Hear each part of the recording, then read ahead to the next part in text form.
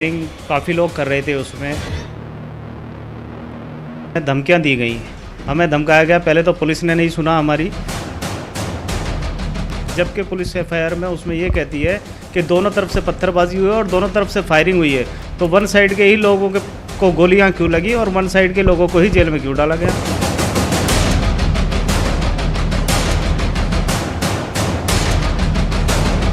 वही बचाने की यही साजिश तो हम बेनकाब कर रहे हैं। हर एक इंसिडेंट, हर एक जुर्म के बारे में अलग एफआईआर दर्ज की जाएगी। वो बेनकाब होना अब मजबूती के साथ शुरू है।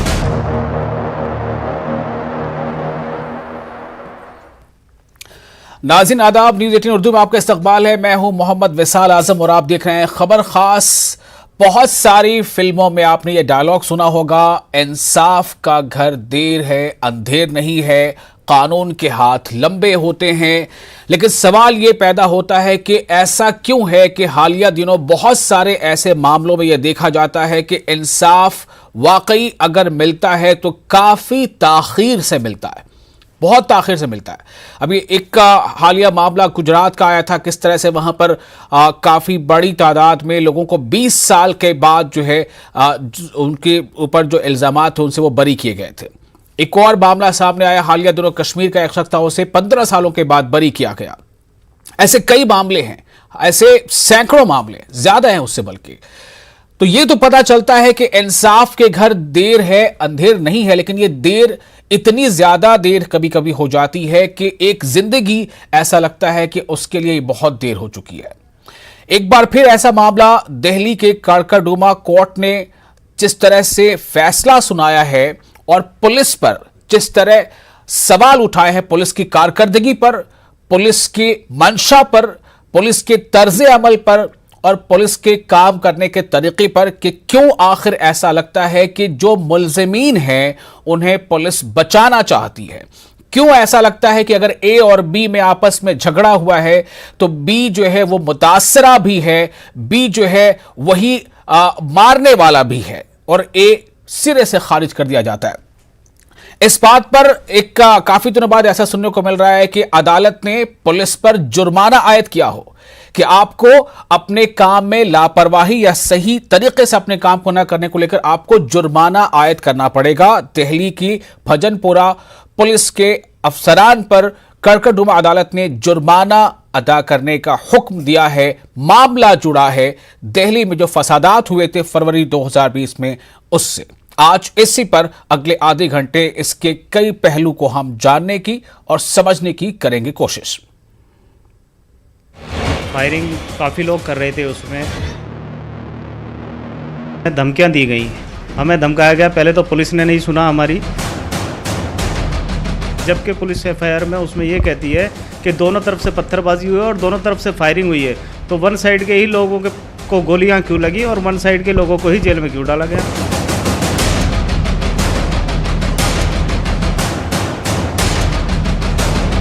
वही बचाने की यही साजिश तो हम बेनकाब कर रहे हैं। हर एक इंसिडेंट, हर एक जुर्म के बारे में अलग एफआईआर दर्ज की जाएगी। वो बेनकाब होना अब मजबूती के साथ शुरू है।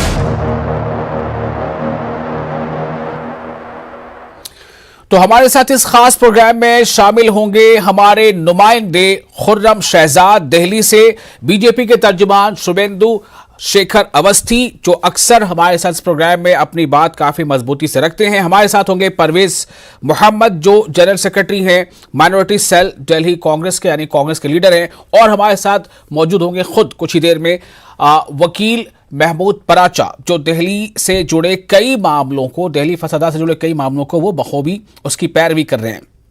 सबसे पहले मैं खुर्रम आपके पास आना चाहूंगा। एक छोटा सा आपसे पहले मैं ब्रीफ चाहता हूं कि पिछले कई ऐसे फैसले, कई ऐसे रिमार्क्स दिल्ली कोर्ट के आए हैं जिससे दिल्ली फसादात को लेकर जो रुख है उसका दूसरा पहलू सामने आता रहा है। इस बार का मामला क्या है खुर्रम?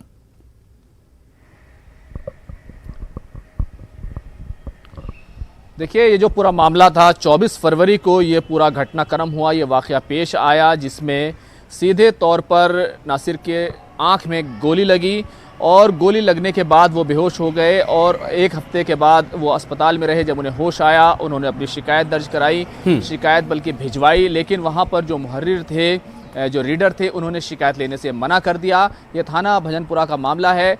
उसके बाद वो कोर्ट गए और उसके बाद हेल्प डेस्क लगी हुई थी ईदगाह में, जहाँ मुस्तफ़ाबाद का शुमाल मशरिकी दिल्ली का जो इलाका है वहाँ पर गए। वहाँ पर उनको फटकार लगाई गई, डराया धमकाया गया और जिस तरीके से वो शिकायत देना चाहते थे, जिस तरीके से नामजद उन्होंने शिकायत दर्ज कराई थी, जिसमें बीजेपी के साबिक मेंबर असेंबली नरेश गौड़ के साथ और कई सारे लोग हैं जो उनके पड़ोसी थे, उनका नाम शामिल था, उसको नहीं लिया गया, उसको नहीं माना गया और इसकी वजह से उनको फिर अदालत जाना पड़ा। और अदालत में जब अदालत ने कहा कि आप एफआईआर दर्ज कीजिए और एफआईआर दर्ज करने के खिलाफ दिल्ली पुलिस कड़कड़डुमा कोर्ट चली गई और कोर्ट में ये फैसला सामने आया है जिसमें 25,000 का जुर्माना लगाया। कई तरह की लूप होल्स और खामियां हैं इस पूरी चार्जशीट के अंदर। जिस तरह से हमारी बात हुई है वकील महमूद पराचा से, जिस तरह से फैसला आया है और जिस तरह से बात बताई गई है कि इस पूरे मामले में सबसे बड़ी खामी ये थी कि कहा बताया गया कि हिंदू मुसलमानों के बीच झगड़ा और फसाद हो रहा था, लेकिन गिरफ्तार भी मुसलमान किए गए। गोली भी 7 मुस्लिम थे जिनको गोली लगी थी, दूसरे लोगों को गिरफ्तार नहीं किया गया। तो ये तमाम खामियां थी जिसको लेते हुए एफआईआर जो दर्ज की गई थी, वो जो एफआईआर है इन्होंने दर्ज कराई थी नासिर ने, वो एफआईआर सीधे तौर पर दर्ज नहीं की गई बल्कि एक दूसरी एफआईआर के साथ उसको मिला दिया गया, जिसकी वजह से ये सारा बखेड़ा खड़ा हुआ और अब इस मामले में दिल्ली पुलिस की जांच पर सवाल उठा है। हालांकि दिल्ली पुलिस ने तकरीबन 800 के करीब एफआईआर दर्ज की हैं और हर मामला इस तरह का नहीं है, लेकिन कई मामले जरूर ऐसे आए हैं। आपको मालूम है अभी हाल ही में दिल्ली हाई कोर्ट ने जिस तरीके से CAA और जो नताशा नरवाल और दूसरे लोग थे जो इस मामले से जुड़े हुए दिल्ली फसाद की साजिश में मुलव्विस थे, उनके मामले को लेकर के दिल्ली हाई कोर्ट ने किस तरह से कहा था कि जो कुछ भी अगर होम डिपार्टमेंट कहता है उसको फाइनल न माने बल्कि उस पर जजों को देखना चाहिए। इसी तरीके से दयालपुर थाने की 5 एफआईआर ऐसी सामने आई थी जिसको हमने नवंबर 2020 में रिपोर्ट किया था, जो बिल्कुल एक सी थी। तो मैं खुर्रम आपको थोड़ा रोकना चाहूंगा, हमारे साथ महमूद पराचा साहब भी जुड़ चुके हैं और मैं थोड़ा सा एक ब्रीफ करना चाहूंगा कि मोहम्मद नासिर नामी शख्स 24 फरवरी 2020 को दिल्ली फसादात के दौरान उसे वो जख्मी होता है, आंख में गोली लगती है। वो 19 मार्च 2020 को नासिर अपने मोहल्ले के 6 अफराद के खिलाफ गोली चलाने का इल्जाम आयद करता है, लेकिन नासिर का कहना है कि पुलिस ने शिकायत यानी एफआईआर दर्ज नहीं की। उसके बाद नासिर ने 17 जुलाई 2020 को दिल्ली पुलिस के इक़दाम और रवैये के खिलाफ कड़कड़डुमा अदालत से रुजू किया, जिस पर 21 अक्टूबर 2020 को कोर्ट ने मोहम्मद नासिर की शिकायत पर दिल्ली पुलिस को मुकदमा दर्ज करने का हुक्म दिया था। नासिर को सुनते हैं बस 1 से सवा मिनट का वक्त लगेगा ताकि आप सुन पाए कि उसके साथ हुआ क्या था, उसके बाद फिर होने के बाद क्या हुआ। नासिर का बयान। मेरे साथ ये हादसा हुआ तो हॉस्पिटलाइज से हो गया। हॉस्पिटलाइज से डिस्चार्ज होने के बाद तो जब मैंने थोड़ा सा अपना आप को ठीक सा महसूस किया तो मैंने अपनी कंप्लेंट भेजी। कंप्लेंट पुलिस स्टेशन से वापस आ गई, उस पर लिखा था रीडर ने लेने से मना कर दिया। और फिर हेल्प डेस्क गया ईदगाह में तो उन्होंने मेरे साथ मिसबिहेव किया। उन्होंने कहा कि मैं तुझे जानता हूँ। फिर मैंने अपनी कंप्लेंट को फोल्ड किया और पूछा आप मेरा नाम बताइए, मेरा रेजिडेंस बताइए। वो कंप्लेंट को लेने से आनाकानी कर रहे थे। अच्छा, जब ये सारा घटनाक्रम हो रहा था, गोलियां चल रही थी, नारेबाजी हो रही थी, कितने लोग थे जो वाकई वहाँ पर फायरिंग कर रहे थे? वहाँ 100-150 लोगों की भीड़ थी और जी फायरिंग काफ़ी लोग कर रहे थे उसमें। किसी के पास पिस्टल थी, किसी के पास कई प्रकार के अलग अलग हथियार थे उनके पास। और जी मतलब इतना, मैं तो बिल्कुल पड़ोसी था, एकदम तो नए बंदे पे एकदम अटैक नहीं कर सकते भाई ये हिंदू है या मुसलमान है, पर मुझे तो वो जानते थे कि ये मुस्लिम है, तभी उन्होंने मुझे शूट कर दिया। तो मतलब जिन लोगों ने आपको शूट किया, जिनका आपने नामजद रिपोर्ट भी कराई, उनको आपने देखा था? जी बिल्कुल देखा था। और जब हमने कंप्लेंट डाली तो हमें धमकियाँ दी गई, हमें धमकाया गया। पहले तो पुलिस ने नहीं सुना हमारी, और जब हम चारों तरफ से माजूर होकर फिर कोर्ट का दरवाज़ा खटखटाया तो हमारे ऊपर प्रेशर डाला गया कि हमारे पॉलिटिकल कनेक्शन बहुत हैं और तेरी कोई औकात नहीं, तो एफआईआर भी दर्ज करा दे। तो और फिर पुलिस आई, पुलिस ने कहा तुझ पे मुकदमे लगाए जाएंगे 50 और तुझे उल्टा केसों में फांसा जाएगा। तू अगर तुझे बचना है तो ये लिख दे कि वकील साहब ने ज़बरदस्ती ये झूठी कंप्लेंट लिखवाई थी। तक जिन लोगों के खिलाफ ने कंप्लेन दी उनके खिलाफ कोई कार्रवाई या कोई भी कदम कभी उठाया गया? नहीं, कोई कदम नहीं उठाया गया सर। वो खुलेआम घूम रहे हैं और थ्रेट दे के जाते हैं। अब तक मुझे थ्रेट दी जा रही है, और जबकि मेरे सिक्योरिटी ऑर्डर पिछले साल हो गए हैं, मेरे पास कोई भी मतलब कोई कांस्टेबल तक नहीं आए मेरे पास मेरा हालचाल पता करने के लिए। और बल्कि धमकाए जा रहे हैं कि अब 1 साल हो गया, उसमें कुछ लोग दूसरे केस में भी आरोपी थे, वो जेल से रिहा होने के बाद कह दिया जब हम मर्डर के केस में छूट सकते हैं तो तेरी औकात क्या है, ऐसे धमका के जा। और अब हमारे साथ अच्छा खासा एक पैनल मौजूद है। मैं आप तमाम मेहमानों की इजाजत से मैं सीधे चाहूंगा कि इस मामले से जुड़े जो पैरवीकार हैं महमूद पराचा, उनके पास रुख करना चाहूंगा। महमूद साहब, मैं ये जानना चाहता हूं कि ये अदालत का ये जो फैसला है ये क्या बताता है? ये अदालत का फैसला देखिए पहली 3-4 चीजें बताता है। पहली चीज इसमें यह है कि ये फाइंडिंग दी गई है कि जो दिल्ली पुलिस है जी, उसने दिल्ली पुलिस के कुछ भ्रष्ट अधिकारियों ने जो सुप्रीम कोर्ट की गाइडलाइन है जी और जो दूसरे कानूनी जो डायरेक्शंस हैं उनको उनकी धज्जियां उड़ाकर जो इस केस में नासिर साहब ने जिन लोगों के नाम लिए थे, जिसमें एक भारतीय जनता पार्टी के एक्स एमएलए भी हैं, उनकी मदद की है ताकि वो इस मुकदमे से बच सकें। और ये कोर्ट ने पूरे सबूतों के आधार पे, जो कि पुलिस की डायरी है अपनी, उसको देख के बताई ये बात है जी। और इस वजह से 25,000 का फाइन लगाया। एक तो बुनियादी बात ये बताई है, और एसएचओ साहब पे और उनके जो सुपरवाइजिंग ऑफिसर्स थे उन पे। दूसरा महत्वपूर्ण कार्य जो इसमें हुआ है कि पुलिस के खिलाफ ये गैर कानूनी इन्वेस्टिगेशन करने के लिए, खुद एक्यूज लोगों को बचाने के लिए जो इन्वेस्टिगेशन की गई है, जो अपने आप में एक जुर्म है, अपराध है, उसमें यह कहा है कि नासिर साहब इसमें एफआईआर दर्ज कर रहे हैं पुलिस के खिलाफ अलग से इस काम के लिए। तीसरी एक बात यह कही है कि कमिश्नर और पुलिस को डायरेक्शन दिए कि इस प्रकार की गलती और इस प्रकार की गलत कार्रवाई किसी और केस में ना हो, और जो कानून के डायरेक्शंस हैं उसको फॉलो किया जाए, उसके लिए क्या आप कदम उठाएंगे वो कोर्ट को बताया जाए। मतलब पूरे सवालिया निशान लगा दिया है इन भ्रष्ट अधिकारियों की वजह से दिल्ली पुलिस की पूरी फंक्शनिंग पे। तो ये 3 महत्वपूर्ण बातें हैं। चौथी महत्वपूर्ण बात यह है कि इस केस में 7 मुस्लिम कम्युनिटी के लोगों को गोली लगी और 5 मुसलमानों को ही इसमें मुलजिम बना दिया गया। जबकि नासिर साहब बता रहे हैं कि इन लोगों ने, नरेश त्यागी, सुभाष त्यागी, उत्तम त्यागी, सुशील और नरेश गौड़ एक्सएमएलए ने हमारे साथ ये घटना की है। तो इसका मतलब साफ है कि पुलिस जो है इन लोगों से मिली हुई है। तो ये एक बहुत महत्वपूर्ण बात सामने आई है कि बड़ी कॉन्स्पिरेसी ये थी कि होम मिनिस्ट्री में जो आका बैठे हैं अमित शाह साहब पुलिस के, उन्होंने एक कॉन्स्पिरेसी का हिस्सा बनके पुलिस से पहले तो कपिल मिश्रा जी और जो ये डीसीपी सूर्या थे, वेद प्रकाश सूर्या, उन लोगों को भेजा, दंगे करवाए, और उसके बाद पुलिस शामिल रही। आरएसएस और बीजेपी के बहुत सारे ऑफिस बेयरर्स और दंगाइयों के साथ पुलिस भी शामिल रही दंगा करने में। उसके बाद फिर जब लोग कंप्लेंट कराने गए तो उनकी कंप्लेंटें नहीं की, बल्कि नासिर जैसे केस में की तरह दर्जनों केस में मामले को रफा दफा किया। जो लोग कंप्लेंट करने जा रहे थे उन्हें डराया धमकाया कि आप कंप्लेंट मत करो, वकीलों पे दबाव बनाया, मेरे ऑफिस में रेड करवाई। महमूद पराचा साहब, मैं आपसे थोड़ी इल्तिजा करूंगा, आप हमारे साथ बने रहें। हमारे साथ और भी गेस्ट हैं, मैं उनसे थोड़ा इस पर रिएक्शन लेना चाहता हूं। हमारे साथ शुभेंदु शेखर अवस्थी जी हैं, तर्जुमान बीजेपी के। शुभेंदु साहब, कोर्ट का जो फैसला है और जिस तरह कोर्ट ने कहते हैं फटकार लगाई, मतलब फटकार भी लगता है कि फटकार की भी फटकार लगी हो, इतनी बार इसका इस्तेमाल हो चुका है, और 25,000 रुपए का जुर्माना आयद किया है पुलिस पर। इस पर आपको क्या लगता है कि वाकई पुलिस से कुछ गड़बड़ी हो गई? चूंकि अब कोर्ट ने ऐसा कहा है तो मानना पड़ेगा, लेकिन ये किन हालात में हो जाती है ऐसी गड़बड़ियां, मैं ये जानना चाहता हूं। क्या कोई राजनीतिक दबाव रहता है? नहीं, बिल्कुल नहीं है। जैसे पराचा साहब बोल रहे हैं कि अमित शाह जी और बीजेपी और संघ के लोगों ने जाके वहां पे ये इस तरीके का राइट किया, इस तरीके का शब्दों को उनको प्रयोग नहीं करना चाहिए, ना ही उनके लिए ठीक है।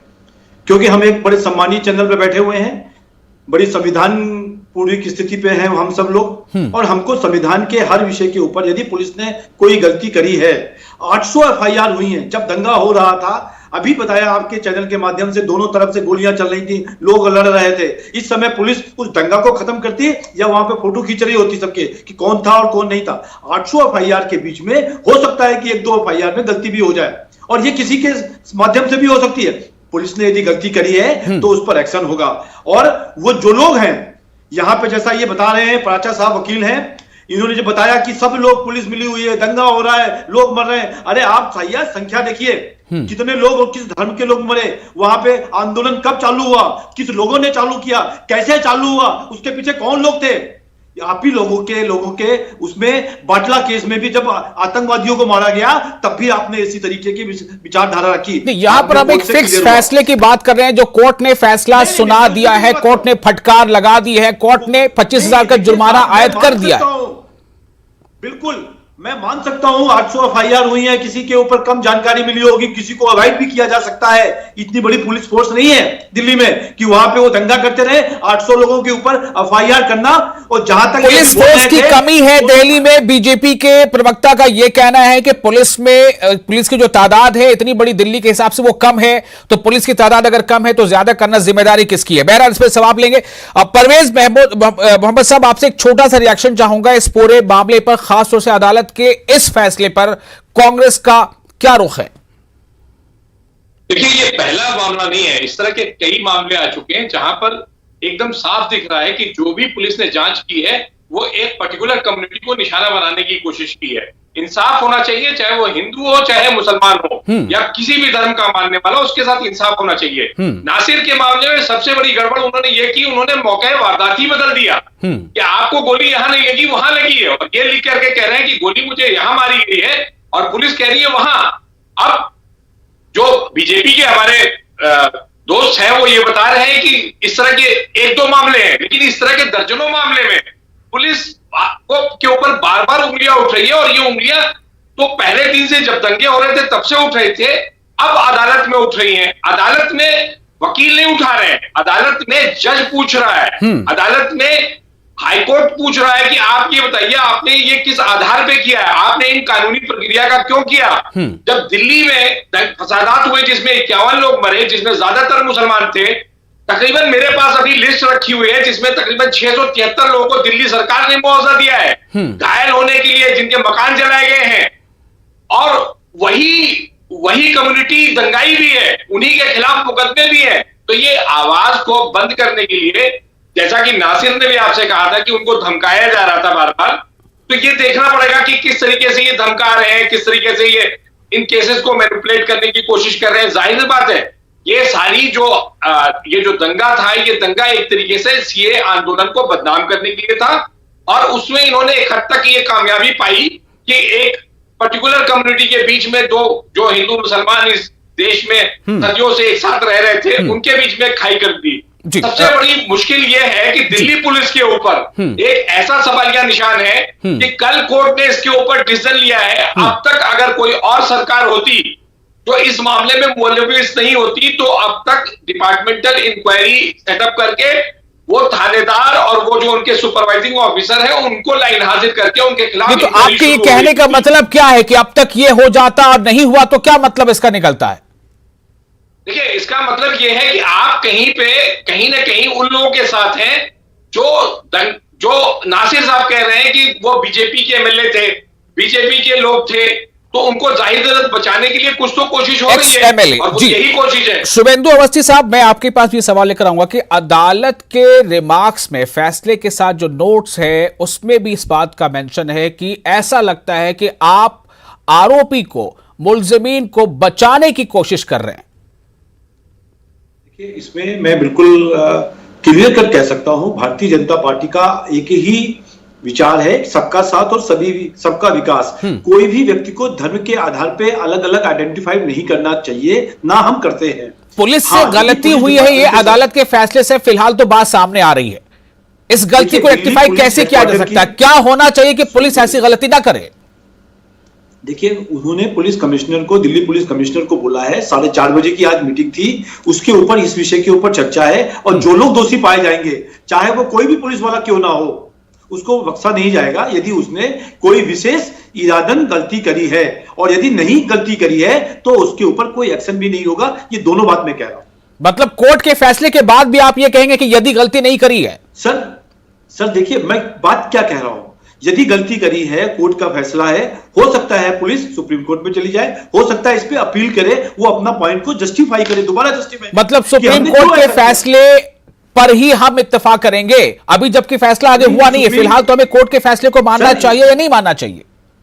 देखिए, हमारे जो दिल्ली पुलिस कमिश्नर है, इसकी 4:30 बजे की एक मीटिंग है, उस पे उसको संज्ञान ले रहे हैं, उस पे वो डिसीजन लेंगे। ठीक है, मैंने हमारे नुमाइंदे हैं खुर्रम अली शहजाद, उन्होंने इस बारे में महमूद पराचा से कुछ देर पहले बात भी की थी, और चूंकि पराचा अभी हमारे साथ नहीं है, कोशिश करें जुड़ने की, तो उस बात में उन्होंने आगे के बारे में बातें क्या पूरी बात बताई थी, ये एक बार जरा सुनते हैं प्लीज, एक बयान सुनते हैं उनका। इस ऑर्डर में बीजेपी के एक्स एमएलए नरेश गौड़ और दूसरे जो नरेश त्यागी वगैरह है, उनका नाम आया है, क्या उनके खिलाफ कोई भी इन्वेस्टिगेशन, कोई कार्रवाई हुई थी? देखिए, वही बचाने की यही साजिश तो हम बेनकाब कर रहे हैं, जिसकी वजह से हमारे ऑफिस में भी जो पुलिस ने किया, और अमित शाह साहब का नाम लेके धमकाया गया हमें, और वो वीडियो रिकॉर्डिंग में सब मौजूद है, जिसको पुलिस छुपा रही है। बुनियादी जो बड़ी साजिश हुई है कि सीए एनआरसी के प्रोटेस्ट जो पीसफुल चल रहे थे, उसको किस तरीके से ख़त्म किया जाए, और उसका इल्ज़ाम भी मुसलमानों के ऊपर लगा दिया जाए। इसके लिए ही हाईएस्ट लेवल से कपिल मिश्रा साहब को पुलिस के डीसीपी सूर्या के साहब के साथ भेजा गया, हम लेकर आए गए, सिर्फ स्पीच नहीं दी है। उसी की आगे चल के कॉन्स्पिरेसी में दिल्ली पुलिस ने दंगों में भी पार्टिसिपेट किया, आरएसएस और बीजेपी के जो गुंडा एलिमेंट्स थे उनके साथ, और अब आखिरी कड़ी में उसकी जो विक्टिम्स थे, जो बेचारे मजलूम थे, जिनके चोटें लगी, जिनके घर जले, उन्हीं को पुलिस डरा धमका के सबूत मिटा रही है। ये सीक्वेंस में हुई है। इसी साजिश को नाकाम करने के लिए ये एक बहुत अहम फैसला है। इससे असली पिक्चर मुल्क के सामने आएगी। तो ये है जो वो कहना चाह रहे हैं कि ये जो फैसला कोर्ट का है ये बहुत अपने आप में मानी खेज है, और इसमें अगर कोई साजिश है, जैसा पराचा का कहना है कि चूंकि वो बहुत सारे ऐसे मामलों की पैरवी कर रहे हैं, वो कह रहे हैं, उनका मानना है कि हमारे पास एविडेंस है, हमारे पास इसकी पूरे सबूत है, और साजिश को नाकाम करना है कि किस तरह से एक तहरीक को बदनाम करके तहरीक को अंजाम देने वाले लोगों को ही इसमें फंसाया जाए। ये वकील महमूद पराचा कह रहे हैं। परवेज मोहम्मद साहब, मैं आपसे एक सवाल और करना चाहता हूं कि क्या वाकई ऐसा होता है कि पुलिस जब काम कर रही होती है तो उसके ऊपर सियासी दबाव होता है? महमूद पराचा खुलकर इल्जाम लगा रहे हैं कि होम मिनिस्टर के दबाव में पुलिस ने ऐसा किया है। शुभेंदु अवस्थी जो हमारे साथ मौजूद है, वो ये कहते हैं कि पुलिस की वहां पर कमी है, जितनी बड़ी दिल्ली है उसके हिसाब से। कहां पर सच्चाई है? अगर शुभेंदु जी कह रहे हैं कि दिल्ली पुलिस की कमी है, तो इस बात को उनको एक्सेप्ट करना चाहिए कि दंगे के वक्त भी उन्होंने सही वक्त पर जितनी फोर्स की जरूरत थी, जो वहां पर 3 दिन तक दंगा चला, उसको रोकने में वो नाकामयाब रहे। दिल्ली जैसी जगह पे अगर 3 दिन तक दंगा चलता रहे तो ये बहुत शर्मनाक बात है। और आज जब कम्युनिकेशन इतना स्ट्रांग हो चुका है, सारी चीजें दिखाई पड़ रही थी, तो वहां पे दिल्ली से जितनी भी अगर दिल्ली पुलिस की कमी थी तो पैरामिलिट्री जाती और इस तरह से जो भी होती। देखिए, दिल्ली पुलिस हमेशा दबाव में रहती है, क्योंकि दिल्ली पुलिस के साथ वो जो पॉलिटिकल लीडरशिप है उसके साथ कोऑर्डिनेशन काम करना पड़ता है, होम मिनिस्ट्री के साथ काम करना पड़ता है। अगर ये चीज इंसाफ दिलाने के लिए है तो ये बहुत अच्छी चीज है। लेकिन जहां पर अब ये दिखाई पड़ रहा है कि एक अदालत में हाईकोर्ट ने पहले इनके खिलाफ स्ट्रिक्चर पास किए, फिर उसके बाद अब ये करकटडुमा कोर्ट कह रही है, और करकटडुमा कोर्ट सिर्फ जबानी नहीं कर रही है, करकटडुमा कोर्ट दस्तावेजों के आधार पे कह रही है कि जो डायरी लिखी जाती है उसको गलत किया गया, इनकी कंप्लेंट को नहीं लिया गया और मौका वारदात को बदला गया। ये बहुत बड़ी बात है, और मेरे ख्याल से दिल्ली पुलिस को फौरन इसके ऊपर एक्शन एक फाइनल कमेंट छोटा सा मिले तो शुभेंदु जी से। शुभेंदु जी, मैं 30-40 सेकंड दे पाऊंगा माजरत के साथ। मैं ये जानना चाहता हूं कि अगर पुलिस की कमी है तो वो कैसे पूरी होगी, और क्या ये अब सामने आ पाएगा, जैसा पराचा का दावा है कि इस साजिश को पूरे हम बेनकाब कर देंगे? को कहना चाहता था, जो आप कमी की बात कर रहे हैं, जब दंगा हो रहा होता है, दोनों साइड से लोग लगभग 500,000 लोग आपस में लड़ रहे हैं, तो कितनी बड़ी भी फोर्स उसको पहले शांति को शांत कराने में लगती है। और वो जो हमारे कांग्रेस के तर्जुमान हैं, वो जो ये बात कहना चाह रहे हैं, उनको याद होना चाहिए कि 1 महीने तक सिख का आंदोलन चला और सरदारों के साथ किस तरीके से आप लोगों ने कंट्रोल नहीं कर पाए, और 3 दिन के अंदर इस पूरे उसको खत्म किया गया। मैं ये कहना चाहता हूं आपके चैनल के मतलब इनकॉम्पिटेंसी अगर पहले की सरकारों ने दिखाई है तो आप भी दिखाएंगे, ये राइट है क्या? हमने मतलब कहना क्या चाहते हैं? हमने तो 24 घंटे में कंट्रोल किया। मैं ये कह रहा हूं कि हमने 24 घंटे में कंट्रोल किया, और ये बहुत पिछली सरकार ने जो किया वो भोग रही है, उसे सत्ता से बेदखल कर दिया गया है। हमें तो बेहतर करना चाहिए ना। मैं कह रहा हूं दिल्ली के अंदर दिल्ली पुलिस ने 24 घंटे में इस दंगे को खत्म किया। नहीं, 24 घंटे में नहीं हो पाया था ये 24 घंटे में नहीं हो पाया। शुभेंदु जी, इसको फिर से एक बार वापस जाकर आप देखिएगा, रिपोर्ट्स पढ़िएगा। फिलहाल बहुत बहुत शुक्रिया, आप तमाम मेहमानों का, वक्त की कमी है। खुर्रम और परवेज मोहम्मद साहब, शुभेंदु अवस्थी साहब, बहुत शुक्रिया, आपने वक्त दिया। नाज़रीन